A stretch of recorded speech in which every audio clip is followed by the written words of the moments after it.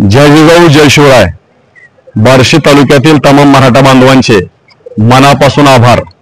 आपला भाऊ मुंबईमध्ये संघर्षदा मनोज जरांगे पाटलांना साथ द्यायला गेलाय, म्हणून त्या ठिकाणी असणारी अडचण, त्या ठिकाणी होणारी आपदा ही तुमच्या कानापर्यंत आली आणि तुम्ही घराघरातून मदतीचा ओघ, घराघरातून मराठ्यांना मदत करण्यासाठी या ठिकाणी अनेकांनी अन्नदान पाठवून दिलं। मग त्या ठिकाणी बिस्लरी असतील, भाकरी असतील, बिस्किट असतील, अनेक काही गोष्टी तुम्ही पाठवून दिल्या।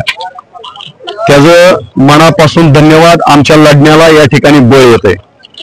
पण माझी दुसरी एक विनंती आहे तुम्हाला सगळ्यांना की आता ज्या पद्धतीने महाराष्ट्रभर आपदा झाली अशी चर्चा ज्यावेळेस ऐकायला मिळाली, अन्नधान्य मिळालं नाही 2 दिवस, त्याच्यानंतर मदतीचा ओघ एवढा वाढलेला आहे की आता आम्हाला खाण्यापिण्याची आमच्याकडे गरज भागून शिल्लक राहायला लागली।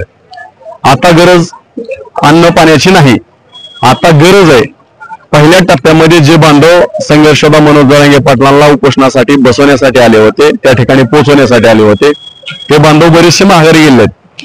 तर तुम्ही तुमच्या गावातले समजा 15 लोक गावाकडे आले असतील तर त्याच्या बदल्यात दुसरी 15 पाठवून द्या। हे करणं गरजेचं आहे। आपल्या गावातली साखळी आणि संख्या तुटू द्यायची नाही, कमी होऊ द्यायची नाही। ही जबाबदारी तुमची गावखेड्यातल्या सगळ्या बांधवांची लक्षात ठेवा। आपला योद्धा या ठिकाणी जीवाची बाजू लावून लढतोय तुमच्या लेकराबाळांच्या कल्याणासाठी। तुमच्या लेकराबाळाचं कल्याण व्हावं, तुमच्या लेकराबाळांना चांगलं शिक्षण मिळावं, तुमच्या लेकराबाळाला चांगली नोकरी लागावी म्हणून लढतोय। त्याला तुम्ही साथ ज्या ज्या पद्धतीनं शक्य आहे त्या त्या पद्धतीने देणं गरजेचे आहे।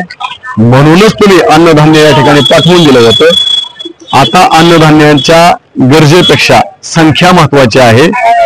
त्यामुळं तुमच्या गावातले जेवढे बांधव परत आलेत पुन्हा एकदा तेवढेच बांधव परत पाठवून द्या, एवढंच या निमित्ताने विनंती करतो। लक्षात ठेवा, बार्शी तालुक्यातल्या मराठ्यांनी तुम्ही सगळेजण मिळून आतापर्यंत मराठ्यांच्या आंदोलनामध्ये मोठ्या संख्येने सहभागी झालेले आहेत। तुमच्यावरती जबाबदारी आहे पुन्हा एकदा आपल्या गावातले जेवढे बांधव परत आलेत तेवढे बांधव परत पाठवून द्या, एवढीच या निमित्ताने विनंती करतो। थांबतो। जय हिंद, जय महाराष्ट्र।